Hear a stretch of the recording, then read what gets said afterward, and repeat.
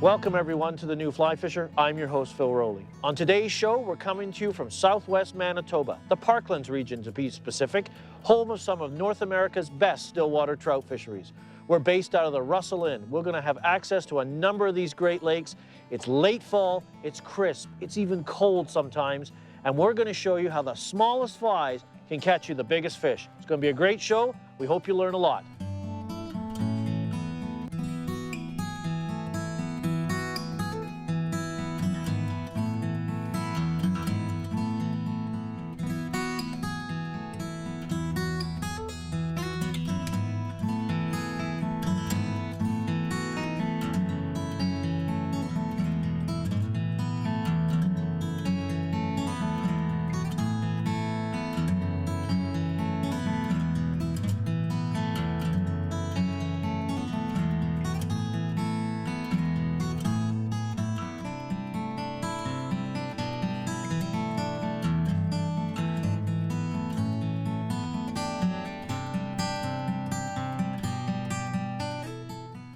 The New Fly Fisher has been made possible thanks to Orvis Sporting Traditions,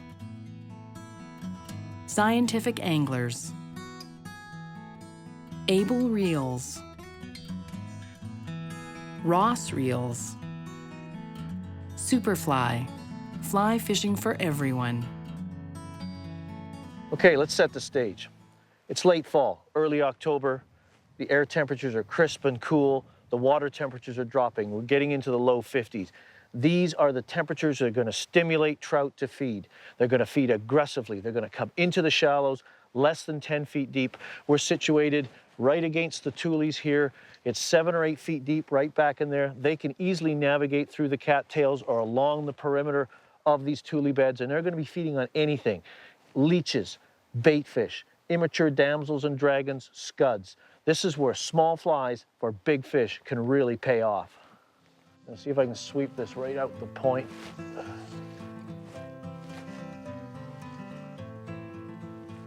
That's better.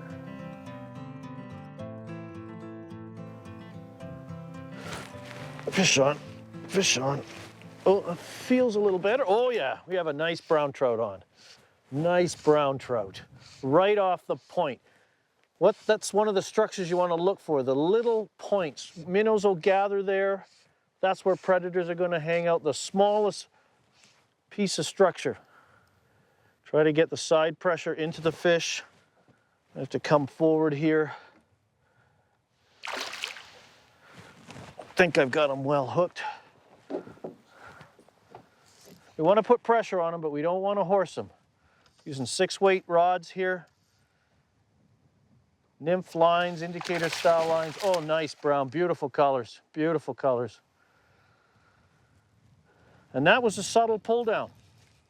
You think a fish this big would be aggressive? It was just a delicate pull down. He just swam up, put those big jaws over the fly, and pulled it down. You have to use indicators here. We've got lots of broken off tules in there, lots of things to foul up on, so the indicator is your best option here. We're 4 feet down, single fly. I'm a big advocate of droppers where legal, but we tend to go single fly at this time of the year because there's so much other structure in there, broken off weeds, that you could have a big fish like this run you into the weeds, and that upward fly or lower fly, whatever the fish is taken, the unhooked can become a real liability for you. There we go, he's starting to tire. My rule is I don't want to bring a fresh fish in within the radius of the rod, the diameter of the rod, because we're double anchored here, so we don't get negatively affected by the wind. And I just don't want a fresh fish full of energy coming in. Look at the hump on that guy. I want him to get his head up, and there he goes into the basket. Wow, what a brown trout. Now that is a monster. And here, let's give you a look. That is a beautiful fish. Look at the markings. Look at that hump on that big male. He's in shallow water, feeding on small minnows, baby damselfly nymphs, small dragonflies, scuds, water boatmen, back swimmers, anything he can get that big jaw of his around. He's stocking up. Look at the belly on that. And off he goes. Hope to see you next year. Small flies for big fish in the fall. It's a tough tactic to beat. It's just so effective.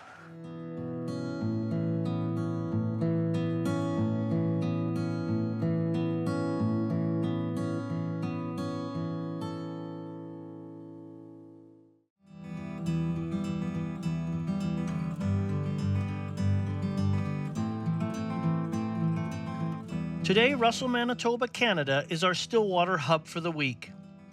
The town of Russell offers amazing access to the world-class trout lakes located within the Parkland region of southwest Manitoba.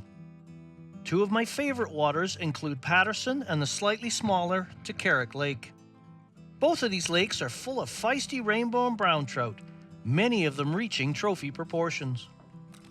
The Russell Inn is a perfect base camp.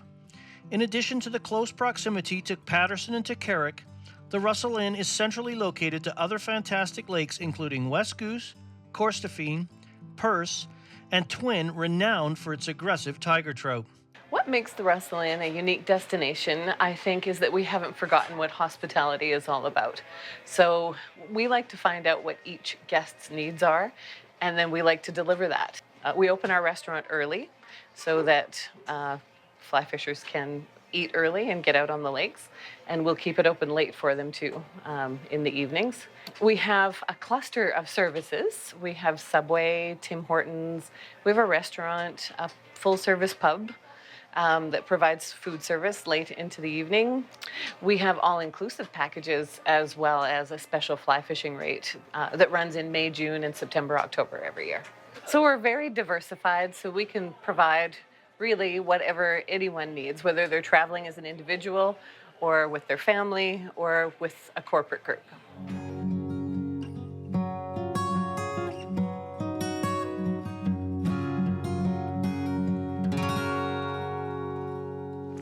Fish on, fish on. Let's work this cast. I've been working close to the tules and then casting out into deeper water as well. You want to sweep all the area. Don't keep working the same areas. I've been playing with a number of different retrieves. I've been letting it sit, dead drift, and just letting the natural wave action move the fly. I've been doing slow strips to raise and pause the fly, slow hand twists, and if the wind allows, I'll also pitch the odd fly up into the wind and just let it wind drift back towards me. Works very well with leech patterns, balanced leech patterns, and micro leech patterns. So those are your four sort of retrieve options with indicators, and you experiment with them rather, to see which one the fish seem to like better. Oh, a nice little rainbow, full of energy. This cold water really stimulates their aggressive feeding nature, and small patterns are perfect for them. We took the bruised leech on the bottom. Out comes the fly already. Got a little belly on him already. Let's let him go. Come back to be a bigger fish. We'll catch him next year. So there you have it, your four retrieve options. You can just pitch it out there and let the natural wave action animate the fly. You can strip the fly back using 6 to 12 inch pulls. It'll raise and flutter the fly. Don't do that a lot, but just slowly cover the water. A slow hand twist, or you can pitch the fly upwind and let the natural wave action bring the fly back towards you, and you just gather in the slack. Pick an option that the fisher seem to like, and then stick with it. So you're always experimenting.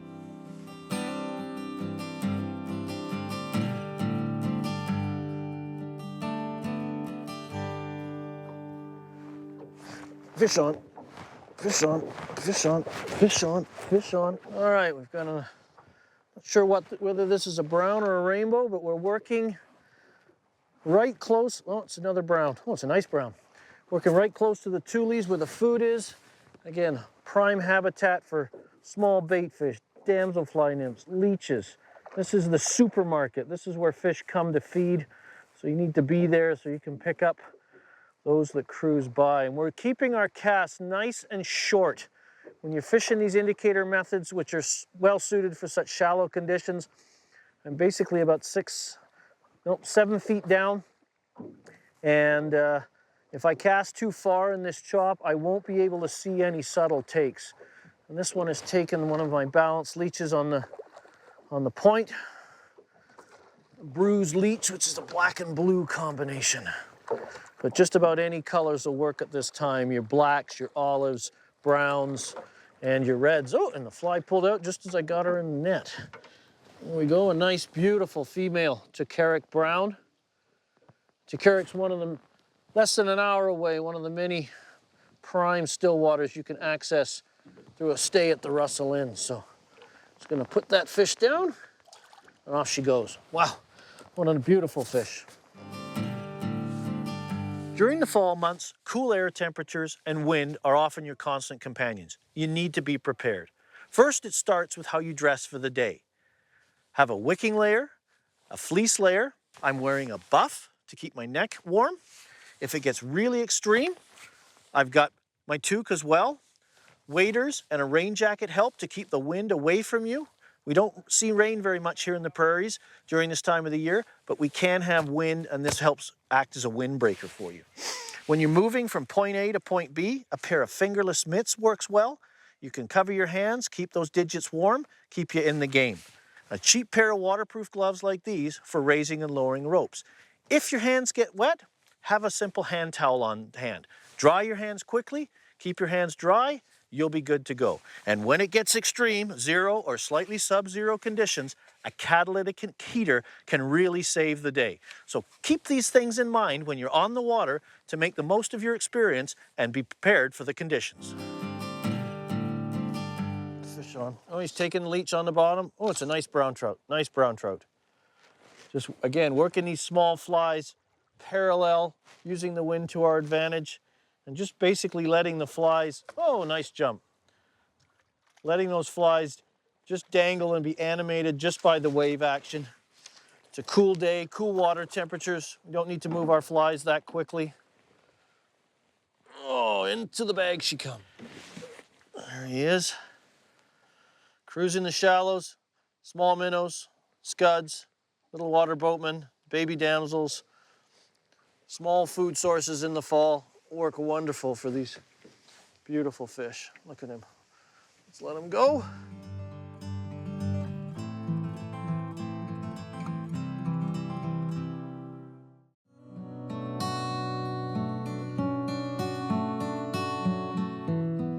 By the fall, the major hatches for the season are complete. Staple prey items such as scuds, leeches, baitfish, and immature damselfly and dragonfly nymphs are key menu items. Your pattern selections should reflect these staples. On average, your fly should range from number 8 through number 14. When visiting the Parklands region of southwest Manitoba, here is a cross-section of flies to consider adding to your fall stillwater fly box. The gold bead flashback pheasant-tail nymph, pequod, the ruby-eye leech, the coral booby, and don't forget balanced flies such as the bruised leech and the ice minnow. As with most stillwater situations, I favor 6 or 7 weight rods ranging from 9.5 to 10 feet in length. Long rods offer a number of benefits, including helping you to create open loops, which eases casting indicators. They help facilitate good roll casts. And once you hook a fish, the ability to steer and control the trout until you subdue it and safely net it. Fish on, fish on, fish on, fish on. Fish on, big brown. He's eating the booby. Excellent, excellent. We've got fish. We've had fish taking here near this beaver lodge and got them on the washing line technique. And these beaver lodges are just prime structure here on Tacheric. We're just east of Russell Inn, an hour away from to the east of Russell Inn. You've got Tacheric, Patterson, Corstorphine, Pybus. And these are all excellent lakes to visit should you come here and visit the Parklands. But a nice brown trout here. It's a nice brown. He's got the booby just in the corner of his mouth, so just gotta grab that out of there. Oh, it fell out. Booby, we'll show you that in a second. There is a nice brown trout. Nice average, maybe a little smaller than average in some of the lakes, but gorgeous specimen nonetheless. available to you, just a short drive from Russell. And you can catch these a variety of techniques, these small flies for small fish, strike indicators, slow sinking lines, and particularly the washing line technique I use to take this one. So we'll just let this one go and go see if we can get another. So what am I talking about when I say the washing line technique? Well, it's a technique from England, and it involves a 2-fly setup, okay? And in this case, I've got a ruby-eyed leech on the dropper, and I got a buoyant, this is a peachy colored booby. Clearly nothing in a lake looks like this. This fly has foam eyeballs, it has lots of attraction, it wobbles and shakes, and it triggers an aggressive response. But the other benefit it has is this buoyant fly helps keep this fly suspended as though it was on a washing line. So I've got that blended perfectly with my line choice today being a clear intermediate stillwater line. And that's the washing line setup. Perfect for sinking lines, and it also works on surface flies too during emergencies and things like that. So add the washing line to your repertoire. It's a great little trick, and it really works well. Today I used 2-leader setups. For my slow sinking lines, such as the hover and clear intermediate, I used a standard 9-foot leader tapered to 2X. I then added 2 to 3 feet of 2X or 3X fluorocarbon to the leader using a triple surgeon's knot. For my floating line, I used a 7.5-foot leader, a quick release indicator, and a small number 14 barrel swivel. I attached the barrel swivel to the leader using an improved clinch knot. I then attached 2 feet of 2X fluorocarbon leader to the swivel, once again using an improved clinch knot. My overall leader length was no more than 12 feet. When you're fishing small flies for big fish, the line selections are pretty simple. It's a shallow water game. You want to be using floating lines for with and without indicator presentations. Clear intermediates, hover lines, we're working shallow water, less than 10 feet, often less than 5. It's a simple selection. That's really all you need to bring. About the only other line you might consider is a fast sinking line if you're fishing boobies over shallow, clear water where you're using the attractive pulling power of a booby to drag fish. That fast sinking line pulls the booby down, and you can use that fast, erratic retrieve to entice a take.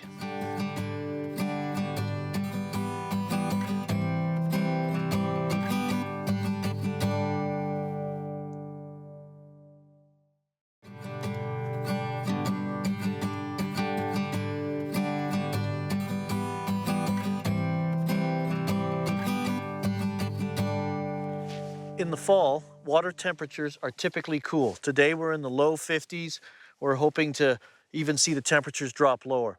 Retrieve speeds are critical. You want to match your retrieve speed to the water temperature. So generally it's going to be slow retrieves, slow strips, slow hand twists.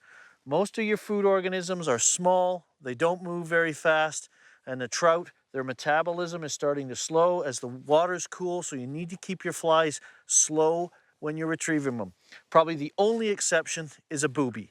We fish that aggressively, we fish it fast to draw that aggressive predatory response. The hang is a technique that every stillwater fly fisher should learn and use. After casting and allowing the line to sink, retrieve your fly as you normally would. At the end of the retrieve, prior to recasting, begin a slow, gradual rod raise. Continue to gather the line with your retrieve hand using a slow hand twist retrieve. As the flies near the surface, pause or hang the fly or each fly for a period of time. If you see a fish following or rising up to the fly, allow them to take it. If there are no followers, cast your line to begin a new presentation. It is the rod raise that changes the fly's speed and direction, changes that induce a following fish to take, making the hang such a deadly technique.